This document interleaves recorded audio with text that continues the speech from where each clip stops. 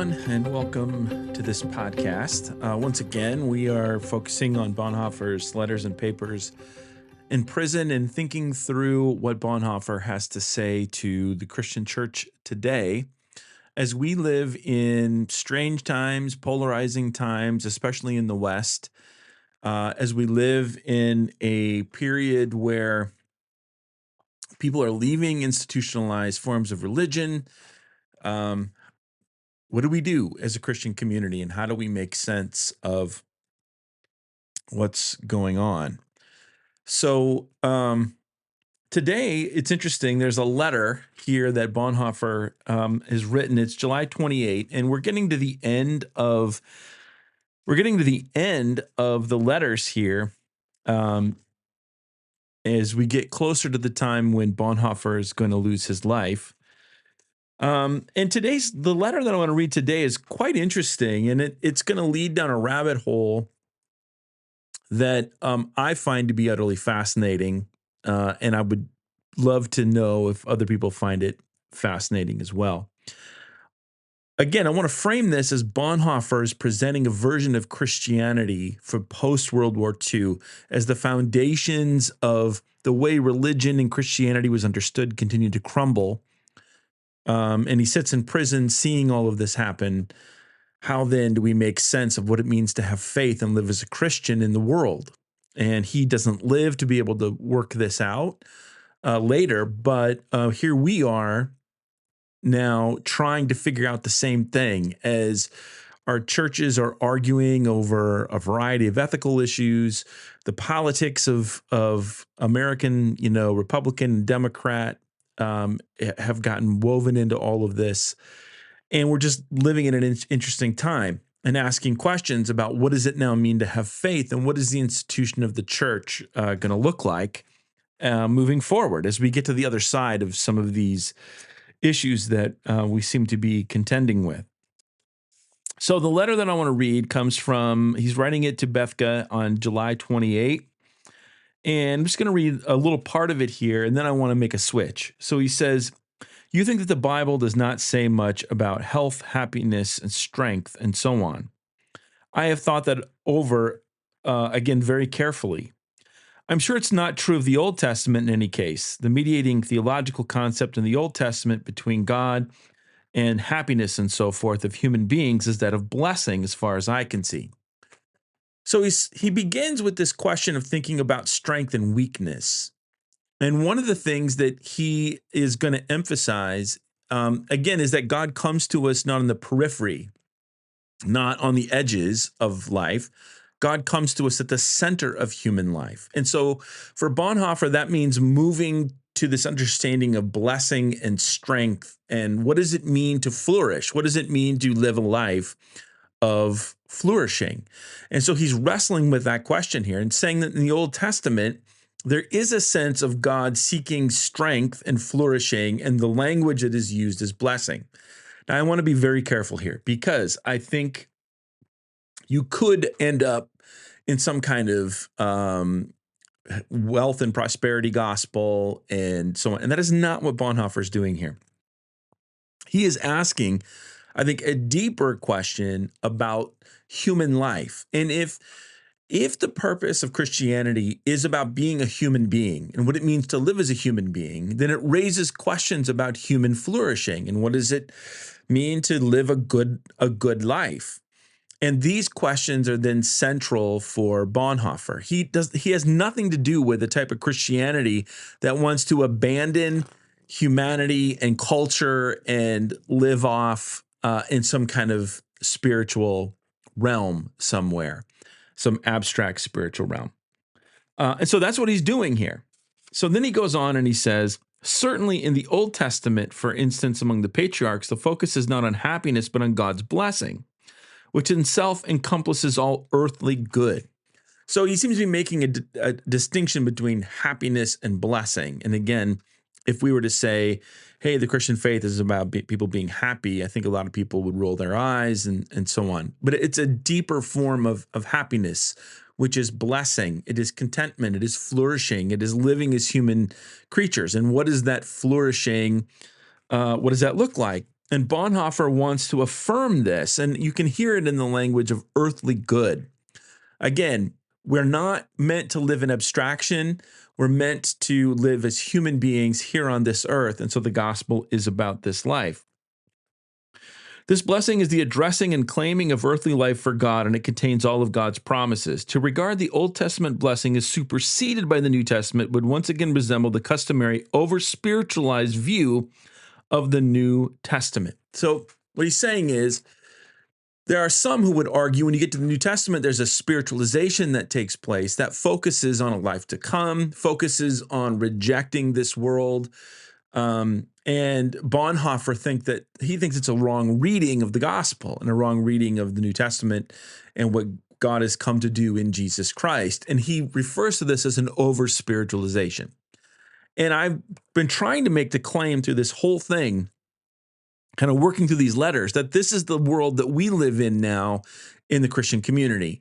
Now, I understand there are many pockets of Christianity who are not necessarily living this way. I mean, in Roman Catholicism and Eastern Orthodoxy, there is a sense of the tactile materiality, even in the sacramental life and so on. But in kind of Western evangelicalism, what we're finding is this push to an over-spiritualization. This is the anxiety I find amongst the students that I deal with. They're uncomfortable with their humanity, and they want to live in some kind of over-spiritualized version of Christianity, which is almost leaving this world behind. And Bonhoeffer is pushing back at this very idea. And he gives this example. He says, but do you think it's an accident that the subject of sickness and death comes up in the context of the misuse of the Lord's Supper? Or that Jesus restores people's health, or that when Jesus' disciples are with him, they lack nothing?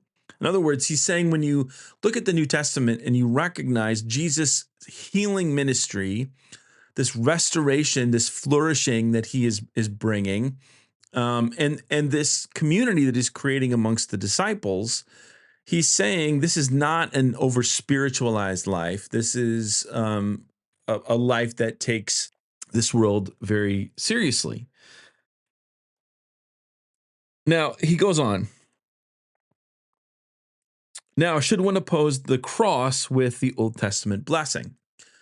So what he's saying is when we think about the cross, death to the world or death to a certain way of human life, is that opposed to the flourishing and blessing that God brings in the Old Testament? Now, his argument is going to be no.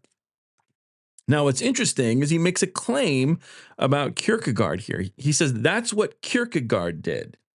This turns the cross and or suffering into a principle, and this is precisely what gives rise to an unhealthy Methodism that denies suffering its quality of contingency within divine providence.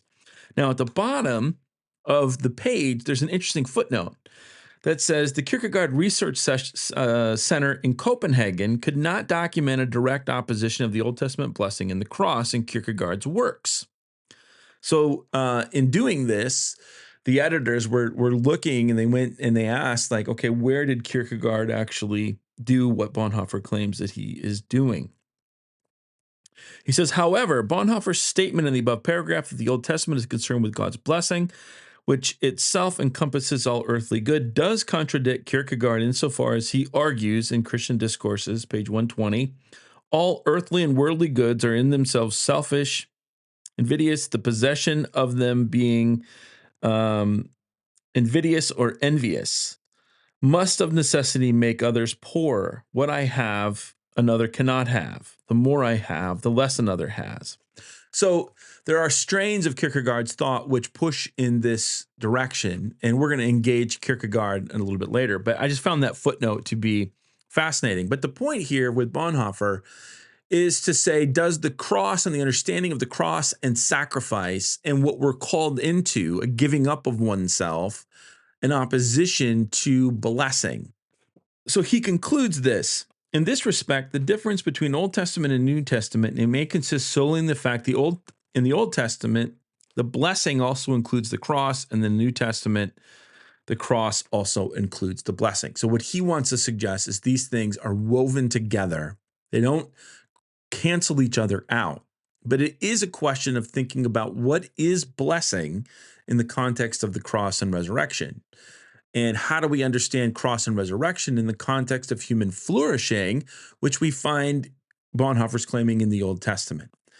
Now, what I want to suggest, and I named this podcast episode the Pagan Christianity of Dietrich Bonhoeffer or something like that. And it's interesting because I have conversations with people about paganism, reading Homer's Odyssey, for example, or the Iliad.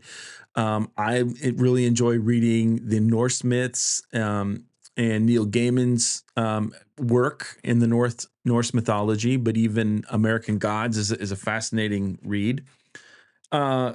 But what's interesting is when you come to Bonhoeffer, you need to be reminded that Bonhoeffer was heavily influenced by Friedrich Nietzsche, and that Friedrich Nietzsche is an important conversation partner for Bonhoeffer. And I found this piece written by a professor from South Africa, I believe, Frits de Lange, Aristocratic Christendom on Bonhoeffer and Nietzsche. And I think this was in a edited volume, Bonhoeffer and Continental Thought, that was published by Indiana University Press. And I haven't been able to read all of it very carefully, but I was taken with some of the things that he talks about in here. And he begins with quotes from Friedrich Nietzsche's The Antichrist. So this is Nietzsche. Christianity has sided with all that is weak and base. With all failures, it has made an ideal of whatever contradicts the instinct of the strong life to preserve itself. So his criticism of Christianity is that it makes humanity sick because it calls us out of living this life. So if you think about Thus Spake Zarathustra, there's this kind of opposite of Plato's allegory of the cave, where you're moving away, you're moving down. It's a going down. It's a back into the world, an embrace of embodiment. And so he's very critical of Christianity. And what's interesting is the author is comparing Nietzsche with Bonhoeffer and arguing that Bonhoeffer was so formed and shaped by Friedrich Nietzsche that it shaped his personality in such a way. It made him who he was, and his ability to kind of stand up for people and movements and things. It's what landed him in prison, but it just influenced his version of faith. So I just want to read a couple things here that he says, because he says the Dietrich Bonhoeffer found his natural conversation partner in Nietzsche is not entirely surprising. He says Bonhoeffer's personality was, so to speak, built on Nietzsche's philosophy. Bonhoeffer shared with Nietzsche a natural distaste for weakness and showed little patience with complainers and moaners. Bonhoeffer developed this attitude during a childhood and adolescence within the very demanding pedagogical milieu of the Bonhoeffer family. It says the Bonhoeffers were educated as people with backbone. And then the next paragraph is interesting because it says, in April 1943, Bonhoeffer was imprisoned because of his resistance activities. From the beginning, the death sentence, which Bonhoeffer finally received on April 9, 1945, was hanging over his head and remained constantly in his mind. In his letters from prison, Bonhoeffer makes reference to the heavy pressure under which he's living. One might expect him to get disoriented under such extreme conditions, living now at the other end of the social spectrum. But his upbringing betrays itself even more in prison than at home. During airstrikes, Bonhoeffer loses his temper with people who literally are wetting their pants from fear. He simply despises them. In such a moment, he, the pastor, is incapable of uttering a simple, consoling Christian word or saying a short prayer. In 10 minutes, it will all be over again, is all he can say. In his letters to Eberhard Bethge, he mentions his tyrannical nature, which he sometimes criticizes and bluffs fellow prisoners. So I want to read just one more paragraph here and then make some comments about this. And again, I need to read this a little more carefully, but I find it fascinating. So there's a subtitle here, Nietzsche and the End of Metaphysics. Here's what he writes. What does the theology of someone who feels so close to Nietzsche look like? It must lead to some kind of aristocratic Christianity. The very term occurs in Bonhoeffer's letter from prison on the back of a letter of Bethke from June 3, 1944. Especially during the last period of his life, which he spent in prison, Bonhoeffer tries to develop a theology that integrates the heart of Nietzsche's critique of religion, a Christianity that might respond to the call of Zarathustra. I beseech you, my brothers, remain faithful to the earth, and do not believe those who speak to you of otherworldly hopes. A dignified faith which does not try to force its way through the back door of human weakness, but knocks properly at the front door and stays courteous, even when it might not be shown in. So again, this whole idea of God being at the center of human life seems to be grounded in Bonhoeffer's formation by the philosophy of Friedrich Nietzsche. And of course, there's going to be a separation between Bonhoeffer and Nietzsche on certain things, and he'll be critical of him, but in more ways, he's affirming of Nietzsche and is very positive of him. And so here we find in that the phrase here that we just quoted, where Nietzsche is saying, remain faithful to the earth. And Bonhoeffer has this quote, and I should have gotten it and put it in front of me. So Bonhoeffer at one point makes a claim that says a person or someone cannot call God Father who has not the earth as his or her mother. So this idea of remaining faithful to the earth pushes its way through Bonhoeffer's theological perspective, and it comes straight out of Friedrich Nietzsche. And so what does this have to do with anything? I have made the claim in many ways that contemporary Christianity and its trajectory and this over-spiritualization, this almost opposition to secularity and opposition to the world, becomes an opposition to what it means to be a human being and to live as a human creature. So in many ways, when I think of young people, for example, the lived experience of young people and the things that they're wrestling with, the gospel is unable to address them because it becomes an over-spiritualization that pulls us away from this world.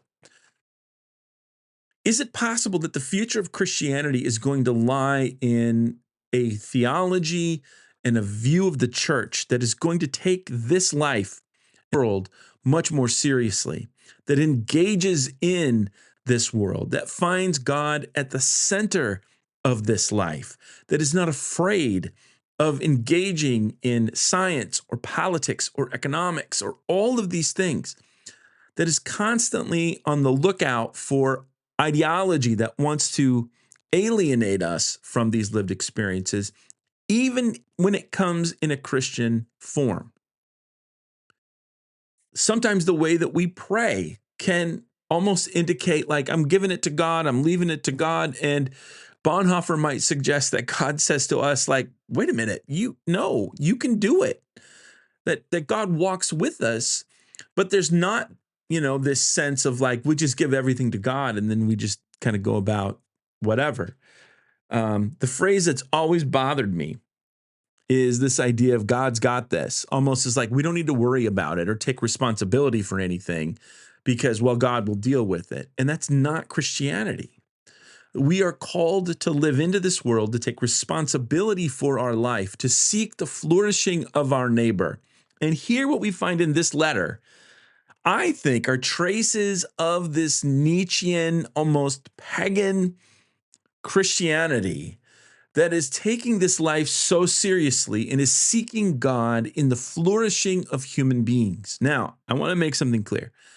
I do believe that, and I think Bonhoeffer agrees, in Jesus Christ, we're being called to a different way of life.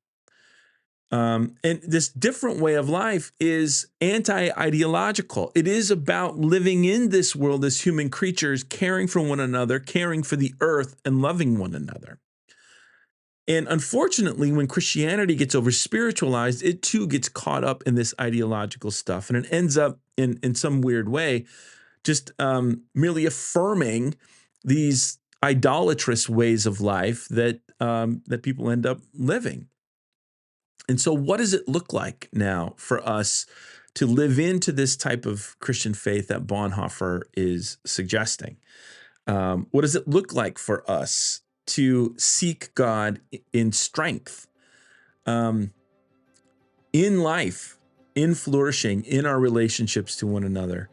This, to me, is, I think, what this letter is getting at. And I love the connection with Friedrich Nietzsche.